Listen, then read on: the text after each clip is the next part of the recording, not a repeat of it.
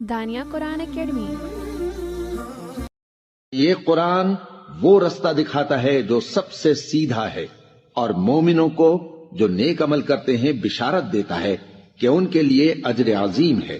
نحمده ونصلي على رسوله الكريم اما بعد فاعوذ بالله من الشیطان الرجیم بسم اللہ الرحمن الرحیم۔ السلام علیکم ورحمۃ اللہ وبرکاتہ۔ امید ہے آپ سب خیریت سے ہوں گے، انشاءاللہ جہاں ہوں گے ایمان اور صحت کی نعمت سے مالا مال ہوں گے۔ ہاں جی، تو آغاز کرتے ہیں ہم اپنے آج کے سبق کا دعاؤں کے ساتھ۔ تو چلیے شروع کرتے ہیں۔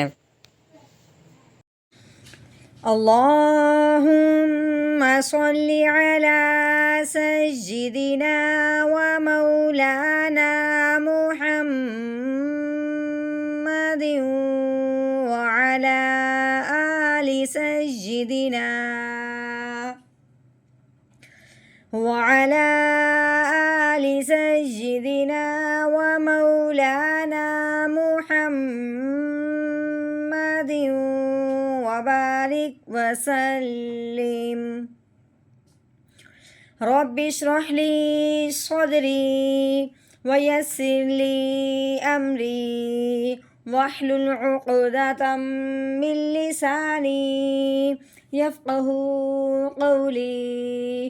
رب زدنا علما رب زدنا علما رب زدنا علما۔ اعوذ باللہ من الشیطان الرجیم بسم اللہ الرحمن الرحیم۔ فَإِذَا جَاءَتِ الطَّامَّةُ الْكُبْرىٰ۔ فائی کیسے بنے گا؟ فا کے اوپر زبر ہے، آگے اس کے ساتھ الف ہے، الف کے نیچے زیر آنے کی وجہ سے الف نہیں رہا، الف حمزہ بن گیا۔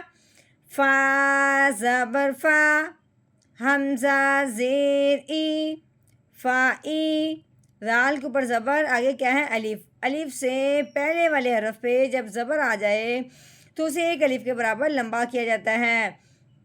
رال الف زبر را، فائدہ، آگے جیم کے اوپر زبر، آگے کیا ہے؟ الف۔ الف سے پہلے والے حرف پہ جب زبر آ جائے تو اسے ایک الف کے برابر لمبا کیا جاتا ہے، لیکن اس کے اوپر ماد آنے کی وجہ سے اس ماد کو کتنا لمبا کریں گے؟ 3 الف کے برابر لمبا کریں گے۔ لیکن اس کے بعد آگے جب دیکھا ہے کہ ماد کے فوراً بعد کیا آ گیا؟ حمزہ۔ اگر ماد کے فوراً بعد حمزہ آ جائے اسی کلمہ میں جا آتی، یہ ایک کلمہ ہے، ماد کے بعد فوراً حمزہ آ جائے اسی کلمہ میں تو اس ماد کو مد متصل کہا جاتا ہے، یعنی کہ متصل کا مطلب ہے کہ ملا ہوا ہونا، جڑا ہوا ہونا۔ اب یہ جو حمزہ ہے یہ اس مد کے ساتھ ملا ہوا ہے، جس کی وجہ سے اس مد کو مد متصل کہا گیا، اور اس مد کو 4 الف کے برابر لمبا کیا جائے گا اس حمزہ کی وجہ سے۔ تو کیسے؟ جیم الف مد زبر جا، ٹھیک ہو گیا؟ حمزہ زبر آ، جا آ، اگر تا کو تو مشدد کے ساتھ ملائیں گے، تا تو زیر تی تو، اس میں دھیان رکھنا ہے تا سمپل، تو کی مخرج کی آواز نکالنی ہے، تی تو۔ ہاں جی، یہاں پہ ہم نے ایک ہی بات اہم سمجھنی ہے کہ یہ تو کے اوپر زبر ہے، آگے کیا ہے؟ الف۔ الف جو ہے، الف سے پہلے زبر آئے تو اس کو ہم نے ایک الف کے برابر لمبا کرنا ہے، لیکن یہاں پہ کیا ہے؟ ماد، ٹھیک ہے؟ الف کے اوپر ماد آ گئی ہے، ماد جو ہے وہ درمیان کلمہ میں آئی ہے، ٹھیک ہے؟ اب جو ماد درمیان کلمہ میں آئے اس ماد کو مد لازم کلمی مسکل کہتے ہیں۔ مد لازم کلمی مسکل، یعنی مطلب یہ ہے کہ مد لازم ہو گیا اس کو لمبا کرنا، وہ کلمی مطلب ہے کلمہ کے اندر مسکل یعنی جس کے بعد مشدد بھی ہو، ٹھیک ہے. مد لازم کلمی مسکل یعنی کہ مد جو ہے یہ کلمہ کے درمیان والا یعنی حرف مدہ جو ہے جس کے اوپر مد لگی ہوئی ہے وہ حرف کلمہ کے درمیان میں ہے اور اس کے بعد کیا آ گئی ہے، شد آ چکی ہے.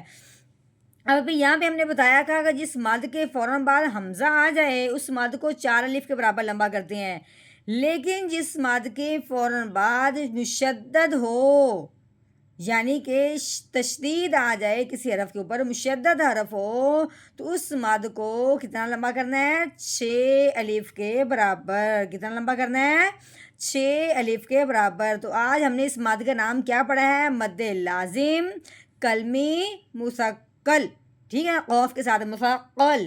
ہاں جی، یعنی کہ مد لازم کا مطلب ہے کہ مد کرنا لازم ہو گیا. کلمی مطلب ہے کہ جو حرف مدہ ہے یہ کلمہ کے اندر ہے، درمیان میں ہے، یعنی حروف مدہ کلمہ میں ہو، یعنی حروف مدہ کیا ہے، کلمہ میں ہی ہے.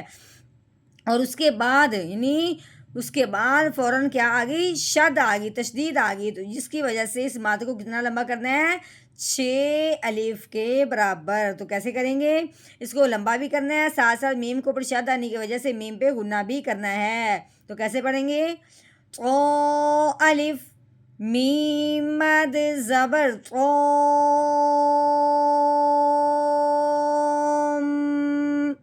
میم زبر ما